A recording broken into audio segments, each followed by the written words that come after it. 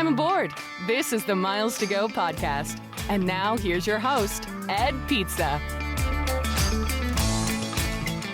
Hey guys, welcome back to the Miles to Go podcast. I am back on the same continent as Mr. Kerr once again, and happy to be here, though I won't be here for very long.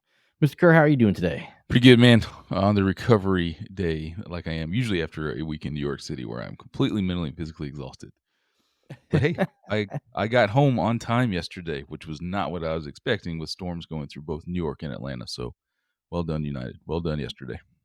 I did not have great Wi-Fi while I was up in the air, so I was curious if you were going to get home on time. And it's been dicey in the Northeast with weather for sure. I don't know if there's any such thing as a sure thing right now for flights, but as we've always talked about, when it's summertime, you want to fly early, not late. You want to get out while the getting is good.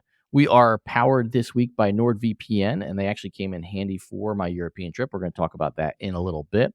We also want to talk a bit about a disturbing piece of human intervention on a United flight that caused a little bit of a scary moment, and some changes at Southwest that sound positive but are a little puzzling. So a lot of stuff there to cover.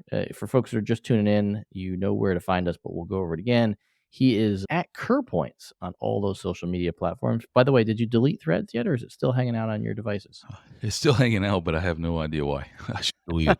Opened it in a month. Yep. I've never opened it on desktop. I don't know if they actually rolled anything out or if it's still just mobile. But it really the discussion about Threads has died down significantly. At any rate, he is at Kerr Points. I am at Pizza in Motion on all those platforms, including X, which I don't know if I'm ever going to get used to calling Twitter X. It's always Twitter. It's going to be Twitter.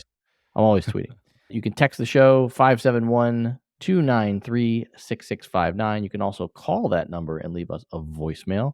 And if you prefer the old-fashioned email, ed@pizzainmotion, we'll get that done. So we got a question from one of our Slack members, more of a follow-up. We've been talking about Marriott a bit, and one of the reasons why I wanted to surface this was just because it feels like there's a lot of discussion, and I won't say confusion, but there's a lot of different philosophies around this, this Marriott earning strategy. And so Randy from the Slack community talks about how he thinks part of the issue with the difference between Marriott and Hyatt is because Marriott has so many more credit cards out there, and that the wealth of points being issued from credit cards has to do with the value of what it costs to get an award room. And he wrote us a long note. I won't read the whole thing, but I'll summarize it to say that he thinks that if Hyatt had more credit cards, that would drive up their earning rate, and that's a big part of the equation here in terms of why there's this disparity between what it costs to redeem for a Hyatt, what it costs to redeem for a Marriott. I'm going to leave it there for a second and see what you have to say. Yeah, I want to say words like inflation, economies of scale, diminishing marginal returns, but just don't say devaluation. Just don't say it. Devaluation. I think this comes down to the way that Marriott has structured the program after the SPG merger, where they still have two banks issuing co-branded cards where they're making hundreds of millions of dollars. The co-branded card business is the business of loyalty, right? For pretty much every loyalty program, mine included, the one that I work for. So the focus is going to be on that co-branded card portfolio and making as much money as possible. And that's what Marriott continues to do. So I'll be honest, I kind of struggle with Randy's point here. Really good message. Appreciate the message. But I'm not sure if he's saying, I think he concludes by saying, if Hyatt also had 9 co-branded cards, then we would be feeling similar to them as we do at Marriott. Well, yeah, we would, because there would be massive amounts of points in the system, and hotel rooms would continue to creep up. But the 2 points here, Ed's going to make one about spending on Marriott's cards. But, I mean, the reason that Marriott is putting so many points into circulation is, number one, they're making hundreds of millions of dollars.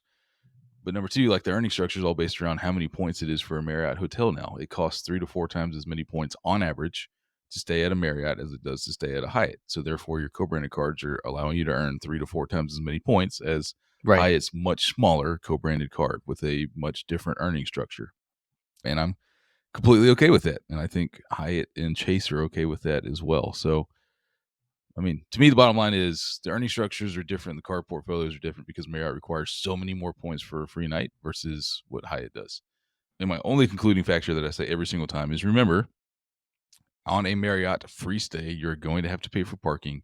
You're going to have to pay for resort fees, which can be $100 or more a night because they're also both taxed. And to me, that is just the number one detractor for taking my family to a Marriott on a stay is still having to pay $100 a night versus a Hyatt. So do I want Hyatt to have 9 co-branded cards so we can earn 5 million Hyatt points a year? No, I don't, because that's going to affect the rest of the entire program like we've seen with Marriott. So like, I don't know. What do you think? Was Randy trying to say like Marriott's equally as good as Hyatt and it's only because they have 9 co-branded cards that it's this way? Like, I don't know. Like I said, I kind of struggled to see what was the question.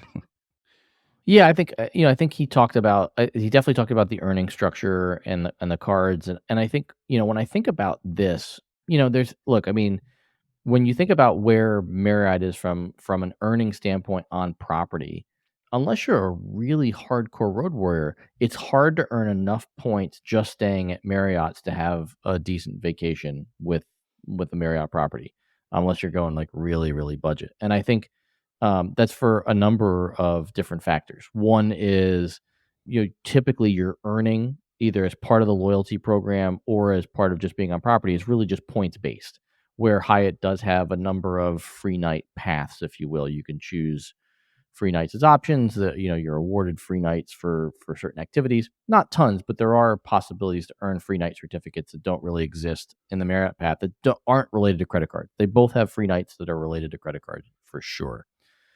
So there's that element of it. And I think with where the Marriott pricing is for reward rooms, where they can be 100,000 points or more per night, and even, properties that you and I regard as nice, like the Swan and Dolphin, being 60 or 70,000 points a night. I mean, clearly you're not earning 60,000 points if you stayed at, a Marriott property this past week in New York when you were there. So you need multiple business trips to get there, or you need the credit card to help accelerate you. And I think where the value prop is different is that because the Hyatt rates are so much lower, while the credit card absolutely helps because, it just is what it is. It's more points into the flywheel. It is possible to earn, to piece together free vacations quicker with Hyatt than it is with Marriott if you take away the cards.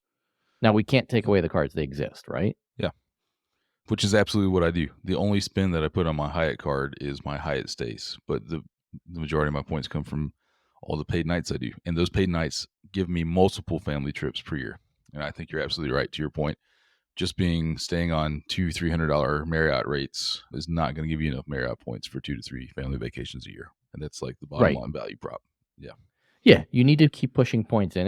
You use the word inflation. I think it's a good word. You need to keep having points going into the flywheel to keep the engine going.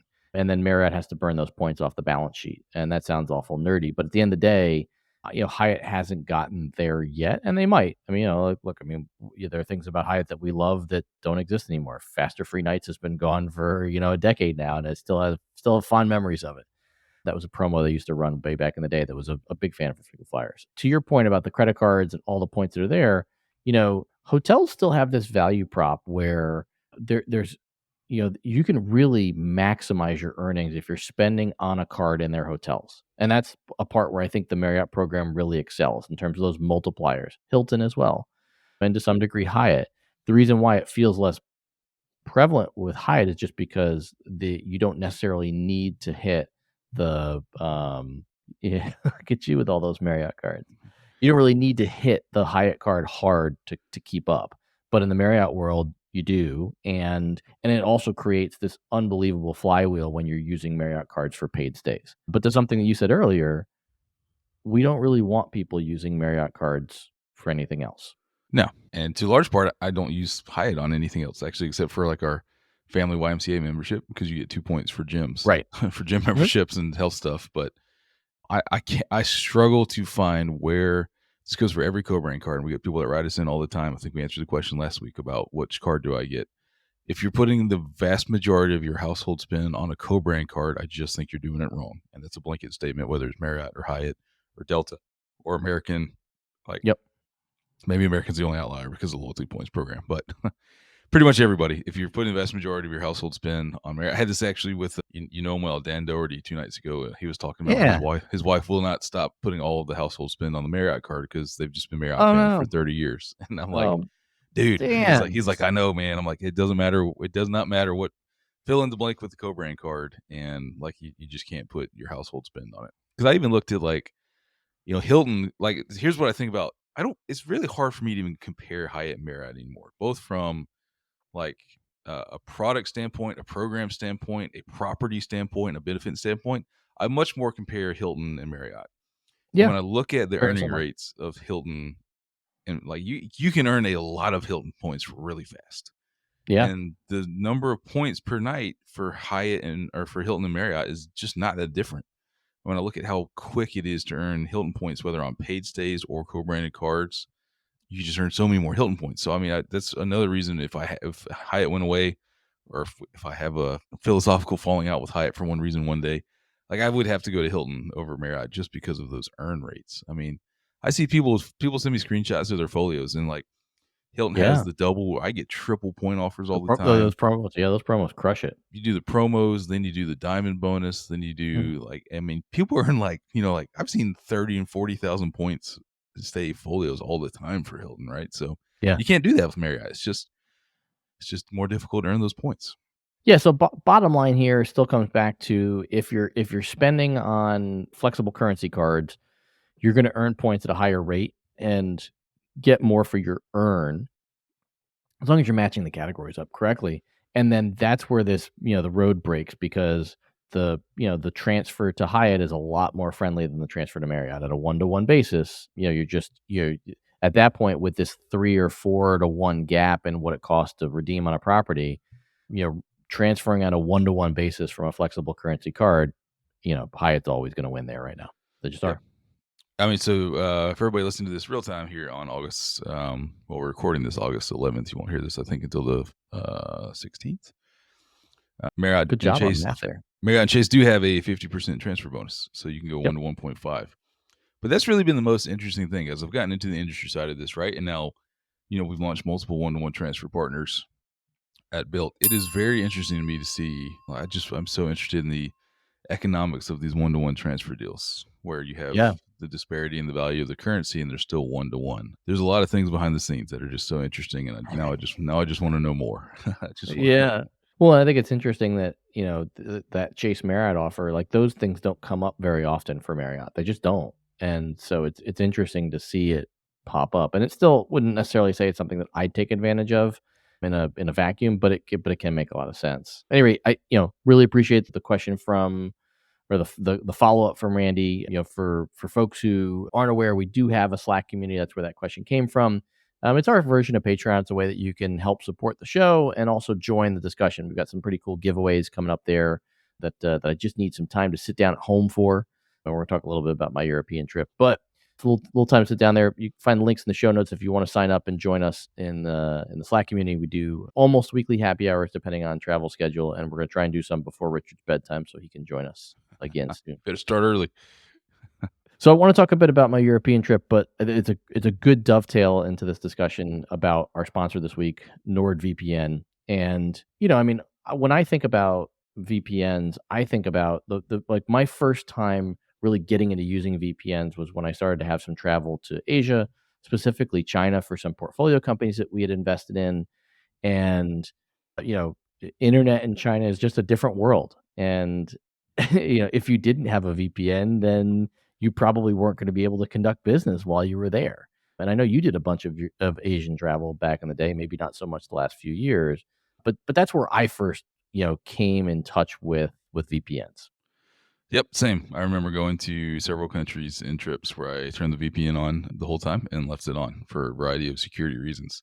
And by the way, that also included my official government phone. We were not allowed to use it outside of our home area unless Yeah. the government VPN was turned on. So it's something that I've learned, and I think absolutely, if I were to go back to a variety of different destinations all over the world, then the VPN goes on and it legitimately stays on.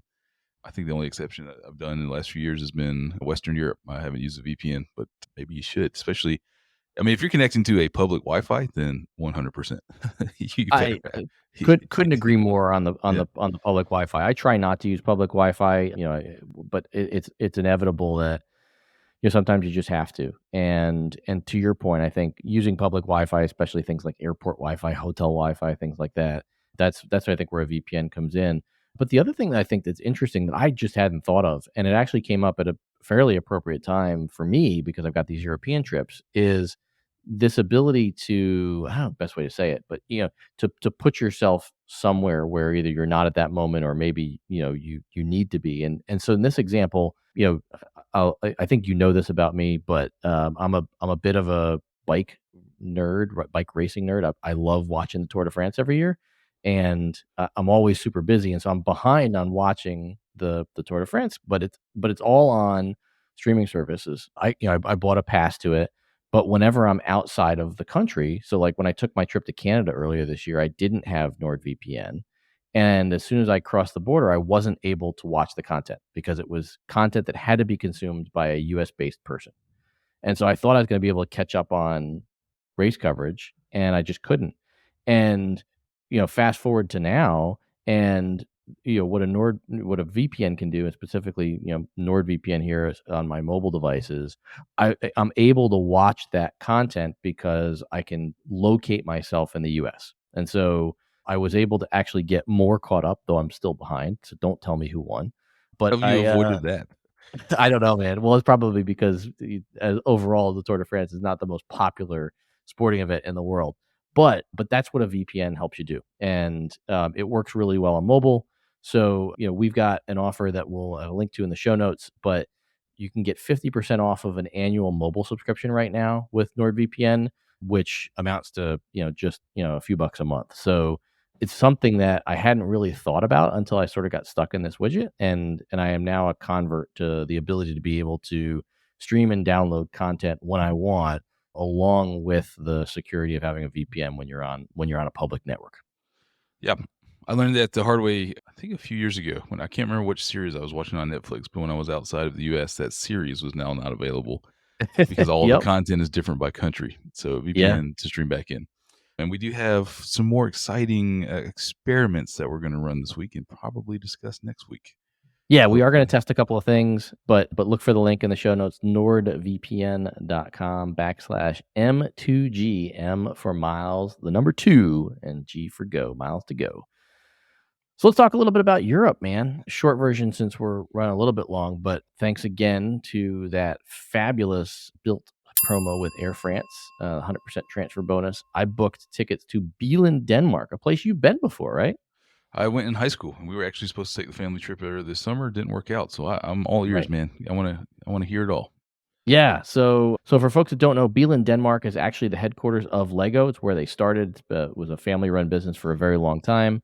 They have a Legoland park there, actually the very first one built, and it's the U.S. parks are a reasonable facsimile. So if you have young kids, that's definitely a potential attraction.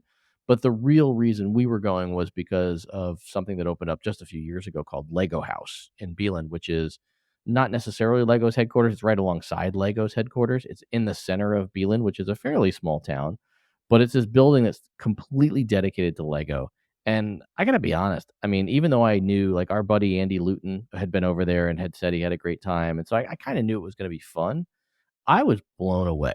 I was legit blown away by Lego House. So, first off, I think one of the things that was really cool about it is it's just like stacked tiered. I don't do architecture well, but it's a stacked tiered building, almost like, wait for it, a bunch of Lego blocks. And there's two like big stair sort of play areas on the side of the building. And then obviously, well, not obviously, but you pay to enter Lego House for all these different activities. But what Lego wanted to do, they believe pretty strongly in play being a part of, a fundamental part of a kid's growth. They have all of these different blocks have a rooftop, and almost all of those rooftops are accessible to anybody in Billund, travelers, locals, whatever. And each one has its own playground. So they essentially built this thing that supports the local community. Kids can play, see the city, the whole bit. The world's largest Lego brick is on the roof. Got a great picture of Charlie up there. But these are all, totally separate from paying to enter. You can climb the stairs. There's even an elevator too for folks who may not have the flexibility to climb a couple flights of stairs, and all that's open to the public. And it was super cool. There's swings and a submarine you can climb into, and a rocket ship, and some wavy surfboard things, and I say easily 90 minutes we just spent walking around the different roofs and playing. So table stakes free that part was super awesome. So now I'm regretting not taking the kids on this trip at the age they're at even more. Like we're gonna. Oh yeah, no, they would have had a ball. How do I plan this quickly? Yeah, and I'm going to give you your funny moment. I wish that maybe we'll publish the video just for fun. But so the elevator that takes you to the roof has a glass ceiling, and then you get up on the roof, and then there's another stairway up, and it's all very colorful. And then you're up on the top roof, which is like the world's largest Lego brick. And I'm thinking, Charlie, this will be great. We'll do a time lapse video of you getting in the elevator. We'll look up through the roof as you come up to the roof, and then I'll follow you up the stairs and out onto this Lego brick, and then we'll have a picture of you standing on the roof on this world's largest Lego brick. Like, great idea. We get in the elevator. I'm filming him. We go. Everything's perfect, man. I'm doing it all just the way a good influencer should. Go up to Ed the just roof. called himself an influencer. Right, exactly. I pan down. Charlie leaves the elevator, gives me the behind the shoulder, the whole bit. Like everything's working out perfectly. And we hit the first thing, and we're heading up the roof, and it was raining, and it was chilly in Denmark. The weather was not great, and we hit this first little rise on the spongy playground sort of floors and I'm filming him, and my legs come out from underneath me, and everything just hits the ground. The shoulder, the head, the butt, the phone, everything. And I'm seeing stars, and people are coming, "Are you okay? Are you okay?" And I can tell you, man, 3 days later, I still can't feel my left shoulder. So there's your influencer moment Influencers for in the me. wild. Influencers in the wild gone wrong. It's Ed falling on his butt. Oh, gone wrong. Yeah, it was great. But you've had legit like back and shoulder problems for a while. So is that all out of whack again now? Are you all checked up now? I'm hoping it'll get back in whack. It hurts less than it did the first day we did it. But so going inside, there's a bunch of different floors, and I won't go into all of it because there's just a ton to cover. But I mean, they really lean into this. So have you seen like the Lego Ninjago movies? Nope. Any of them? Nope. So they use this thing called stop motion, where essentially like they move the different figures around and like sort of like halted motion of the figures to make these movies. And they had stop motion studios where you could sit down and make your own stop motion movies, along with like massive mini villages made out of Legos. But there was an activity where Charlie built a fish out of Legos and then loaded it into a machine. And then it took that fish and punched it out onto this massive video screen. And then the fish just started swimming in the tank with like eyeballs and fins moving and all this stuff. So all that was like high tech stuff. There's a restaurant inside Lego House, and I loved this part of it. We knew this going in. And I forget the name of it. It's called Mini Chef, I think. So you sit down at your table, and there's a little a video screen, and you get a bag of Lego bricks, colored bricks, and they're different sizes, and you get a menu, and it's like, all right, well, if you want chicken, that's a 3 long red brick, and if you want French fries, that's a blue brick with an angle, but if you want potatoes instead, that's a black brick with a flat top. And so you build your dinner, and then you clip it into this little tray, and you slide it into the video monitor at your table. And then this video pops up, and it tells you, okay, you ordered, chicken with potatoes and tomato mozzarella and all that. So you build what your dinner is going to be off your menu. There's no server to help you with that. And there is, but that's not the point. And then there's these robots that then prepare the food, and it comes down this big conveyor belt, and the robots push it down in your hand. So it's incredibly interactive meal. Yep, we're gonna have to plan this here. Yeah. I think Flying Blue promo awards Atlanta's back on there. How do I? How'd that happen? Yeah, how do I book this up? How do I make it happen? No, it was like Lego House. We spent the full day there. I think you could do it all in a day, but we were legit there from 10 in the morning till we sat down for dinner at 7:15. So it was a full day. What I will say separately is that there are a couple of hotels that are part of Legoland there.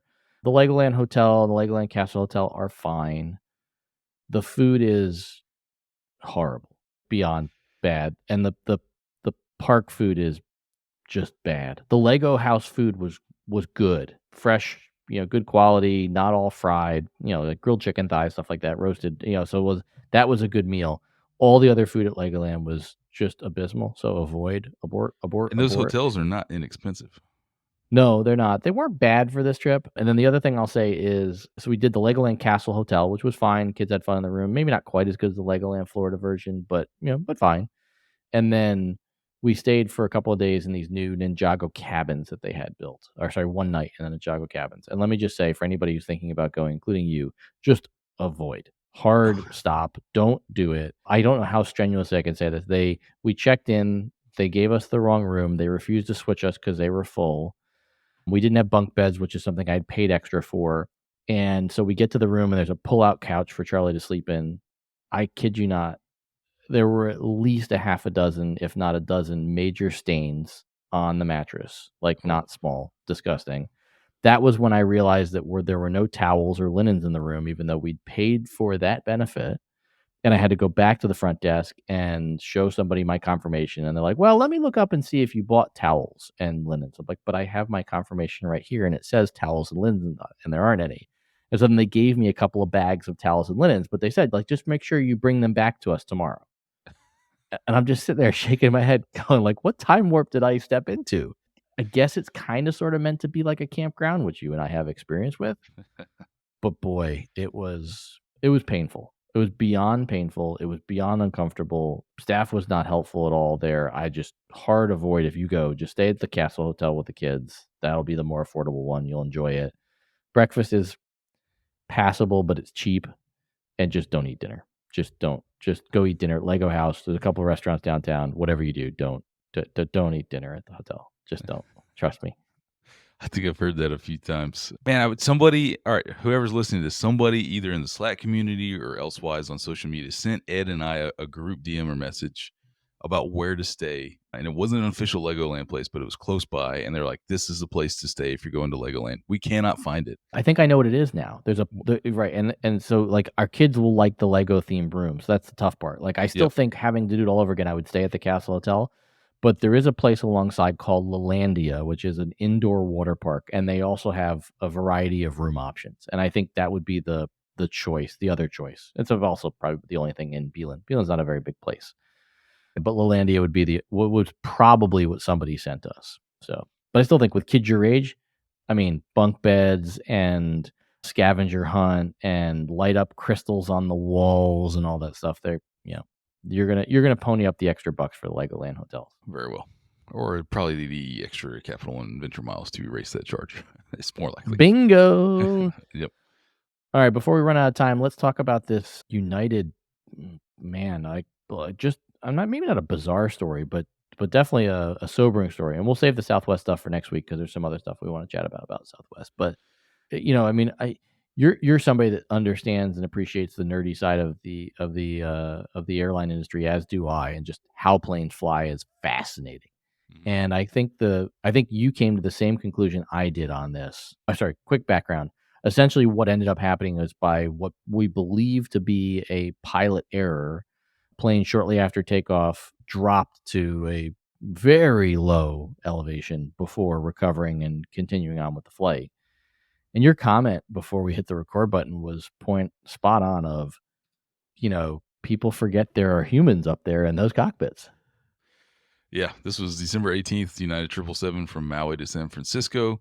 Took off during bad weather and climbing through 2,200 feet. And the pilot, who was flying the airplane, called for flaps 5, and the first officer only did it at flaps 15, right? So when plane's taking off, they change the essentially shape of the wing to get more lift when you're taking off or landing. And that's the sound you hear after takeoff, is those wings, those flaps pulling in.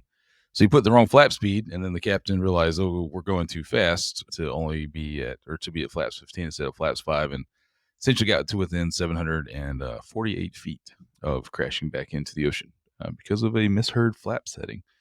Man, that's number one. 777's a lot of people. 777 is a proven aircraft, so this was kind of head scratching.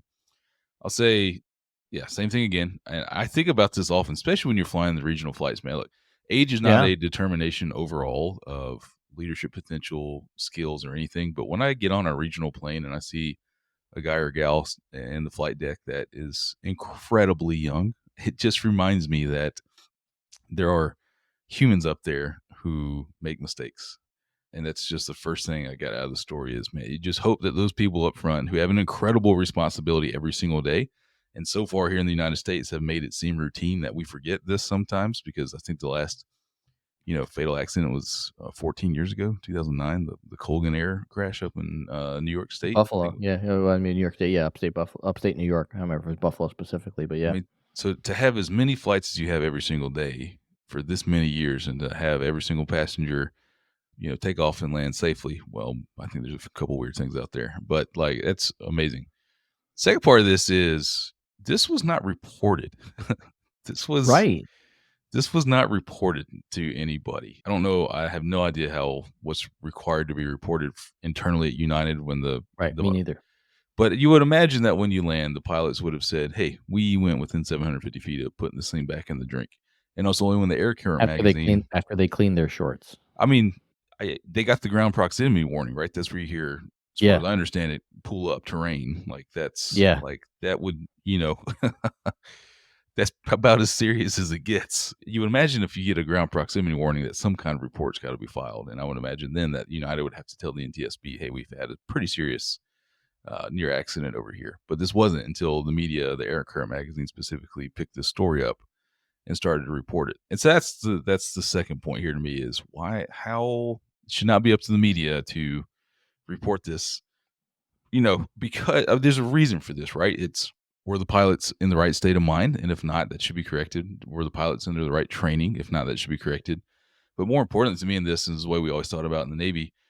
This is a learning opportunity for every single other professional aviator in the world. 100%. And the other thing is there a plane design flaw, right? That's the other thing we have to find out from these so we can fix. So when things like this are not reported, it's not only, oh, those pilots got in trouble. It's more like, is there something wrong with the plane that we need to fix on every single 777? And every other professional aviator in the world needs to read these reports and be reminded, did the captain say flaps 15 or flaps 5? And if I did not understand them, I have to speak up and say, what'd you say, man? Say it again. Because, I mean, just to think because you misheard it, you almost put a full 777 back into the ocean is just remember, I mean, I'm telling you, man, you get on those planes, it's a complex thing that's going on out there every day. So I very much appreciate that formal investigation was now done and everybody can read it and hopefully learn from it. Yeah, and to your point, I would even take it a step further and say it may not even necessarily be something wrong. It's the learning aspect of, okay, this happened. Is there a way to make these planes safer? Is there some other sort of mechanism that we can have that prevents human error? Because we're humans. There's going to be error. And I think, we'll link to the View from the Wing story on this. I think Seth from Wandering Airman was the first place I saw this.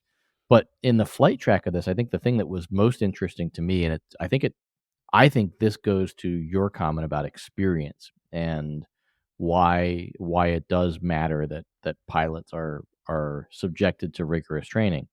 From the time that, if this is accurate, from the time that flaps 15 was selected when it was supposed to be flaps 5, to the time when the pilots got the terrain warning or the first pull up warning was 30 seconds. And so in that 30-second time period where they're already correcting this action, from the time they hear pull up to the time they hear too low terrain is another 9 seconds. And so obviously at this point, like, the captain's mind is working and correcting whatever the adverse condition is. Here we know it's flaps. But this all transpires in less than a minute. And so it's too bad we don't have cockpit voice recorders. But I think the thing that's always amazed me when I've heard things like this is just how calm the pilots can be in these situations, because they're trained on how to make these decisions and how they have to process so many different things in that heartbeat to correct the problem before the plane does go into the ocean. And that this whole thing, this scary incident, happens in literally less than a minute. Yeah, professionalism. Not to go too dark or deep on this, but there's a case that has specifically driven it home, and now really two cases of how professionally trained these pilots are. When you hear their voices over cockpit voice recorders or read transcripts of accidents, and they are literally staying calm. So a specific example for me has always been Alaska Airlines Flight 261, which unfortunately did crash in January in 2000. But it's because no fault at all. The jack screw that controlled the pitch of the airplane broke, and there's nothing the pilots could have done. But they wrestled with this thing for a long time. You could read the transcripts, and this plane actually inverted. I think it was an MD-80. Like the plane flew upside down for a while, and the pilots are still having relatively calm conversations Right. about Right.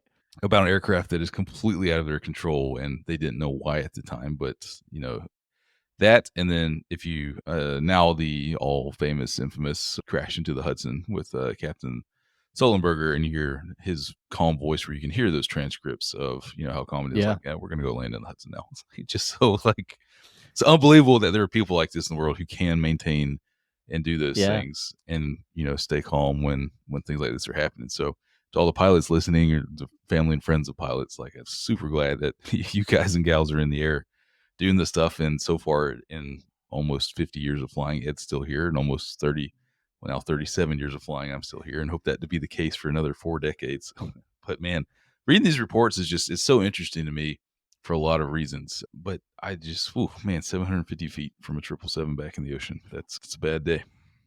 It is. It is. And I love that you're able to squeeze in an age joke right there at the end.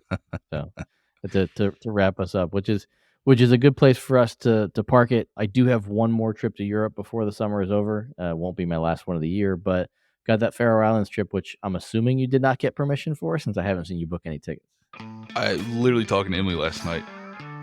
Hey, we're usually pretty good about populating the Kerr family calendar, especially now that baseball and soccer are upon us. And I'm going to have to go back to London in September and all these things. I said, can you please we're just falling behind for whatever reason. I was like, I need you to populate the calendar so that I can start having a little bit of fun